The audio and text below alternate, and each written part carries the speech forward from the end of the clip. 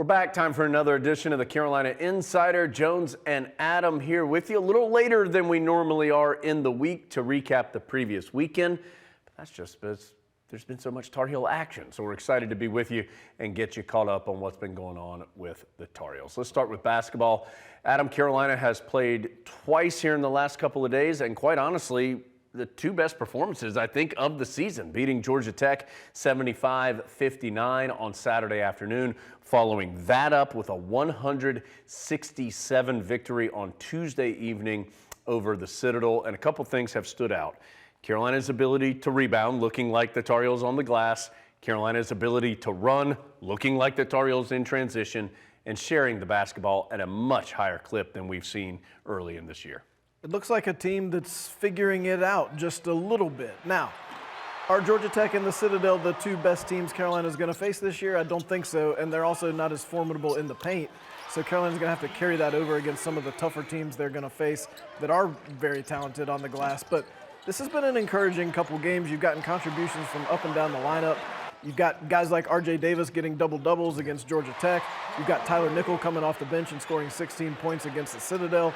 So I think everyone comes out of this week feeling good about what they've contributed, and that's what you want when you're probably going into two games where the rotation may be a little shorter. Also, speaking of R.J. Davis, just want to remind you, he was Adam and my guest on the audio version of the Carolina Insider on Tuesday of this week. Had a great time chatting with R.J., so hope you have an opportunity to listen to that. Also wanted to mention Armando 𝗿𝗏. He had double-doubles in both of these last two games. That now gives him 10 or more rebounds in 62 games in his Carolina career. That's not 62 double-doubles, but 62 times that he's had 10 or more rebounds. That sets the Carolina record. And Adam, whenever you pass Billy Cunningham, who held that record previously, really about anything with Carolina, but especially in the rebounding category, you know you've done something impressive, and just an incredibly impressive achievement for Armando. That's a record that stood for 60 years. Nobody did what Billy Cunningham did. And Armando 𝗿𝗏 has done it in December. Antoine Jamison couldn't do it. Tyler Hansbrough couldn't do it. Sam Perkins couldn't do it.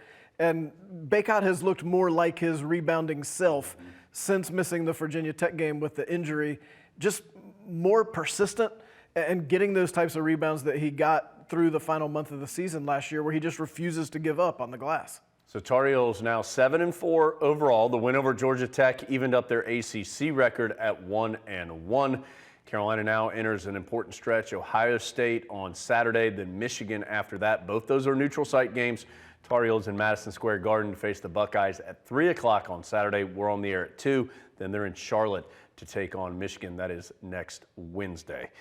All right, let's move to the women's side of things. The ladies continue to play well, now 7-1 on the season. They're up to number 7 in the nation. Adam, their latest action was against Wofford, and an equally dominant performance as the guys had against the Citadel. The women beat Wofford 99-67, contributions up and down their roster. An equally hot shooting led by Eva Hodgson, 5 of 6 from three-point range. Kennedy Todd Williams gets 20. Hodgson also had 20.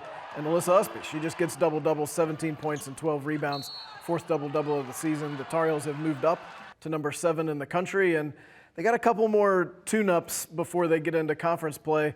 They'll host South Carolina Upstate on Friday, and then they're in that same event Jones was talking about in Charlotte. The Tar Heel women will play Michigan on Tuesday, then the Tar Heel men play Michigan on Wednesday. All right, let's talk a little Tar Heel football, and it is just a fluid time of year, to say the least, in college football, as everybody's roster changes over with the transfer portal, opting out of bowl games, etc. But Adam, Tar Heels got probably the best single piece of news they could have gotten as far as an individual is concerned, with Drake May announcing that he definitely will return to the Tar Heels next year. There you see how Drake said that out on Twitter. And then Drake, I got to be honest, I thought he was going to finish a little higher than he did in the Heisman voting. Obviously, the Tar Heel struggles at the end of the season affected that, but he did finish 10th in the Heisman voting. He is just the 5th Tar Heel ever to finish in the top 10, joining Choo Choo Justice, Mike Voigt, Don McCauley, and Julius Peppers. What an incredible list to be on. He just did that in his first season as the starter. He's on a list with those guys. Those are one-name guys, Choo Choo and Pep. And, well, Don McCauley, you need 2 names for him because he's so classy. And Mike Voigt, I mean, those are some of the best who have ever played at Carolina. And you're going to get to watch Drake May for another season in Chapel Hill. It's an exciting time. Tar Heels did learn that Josh Downs, I don't think this is a big surprise, Josh electing to forego his final year in Chapel Hill and enter his name into the NFL draft. Again, Adam, we talked about this a little bit on the audio version of the podcast. Hard to think this wasn't going to happen. Josh Downs has been terrific. He has the ability now. He's been in college for 3 years. Hard to see him really improving his stock a ton, and he has been, quite simply, one of the best receivers ever to play in Chapel Hill. And it'll be interesting to see because we really all first got a glimpse of Josh Downs in that Orange Bowl. And now he's opening the way for possibly someone else to have that type of performance in the Holiday Bowl.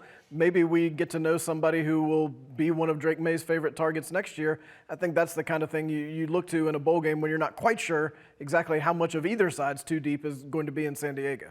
Speaking of Josh Downs, named a second-team All-America by both the Associated Press and the Football Writers Association of America. Also 𝗖𝗿𝗍𝗶 named a second-team All-America by the Sporting News. So congratulations to those two gentlemen. And also 𝗪𝗍𝗪 wins the Disney Spirit Award on the ESPN College Football Awards show last week. We mentioned that on last week's show. Big congratulations to 𝗪𝗍𝗪. Certainly he has been through numerous unfair challenges off the field as he continues to battle cancer at an extraordinarily young age.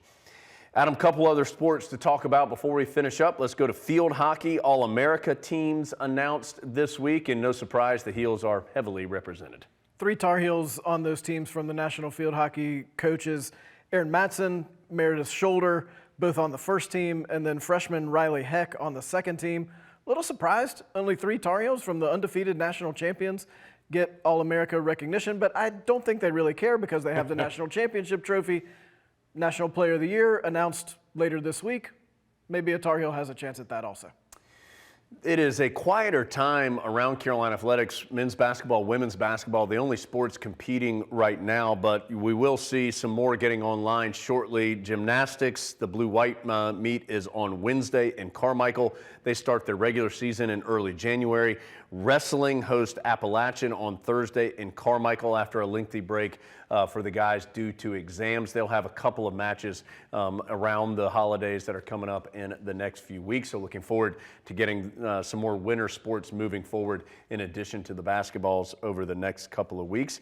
And Adam, one final piece of news. Bubba Cunningham has always been very aggressive in being a part of the national conversation around college athletics. And again, he does this with another board that he is joining. And this is something he just talked about on the audio pod recently. He's going to join the U.S. Olympic and Paralympic Board of Directors. That sounds like a prestigious assignment to me from what little I know. He's talked quite a bit about how important the pipeline is between college athletics and the various U.S. national teams. There's not many countries that have this kind of setup where their college sports are so important to providing talent to the national teams, and so he'll be able to be intimately involved with that now, and seems like a role that he's excited about. All right, still a lot coming up, even with the holidays upon us. We will have a social drive tomorrow on all the Go Heels social channels, so look forward to that. And then, of course, Carolina basketball, as we mentioned, in New York this weekend to face Ohio State, 3 o'clock on Saturday. We're on the air at 2 p.m. Thanks so much for being with us, as always, here on the Carolina Insider.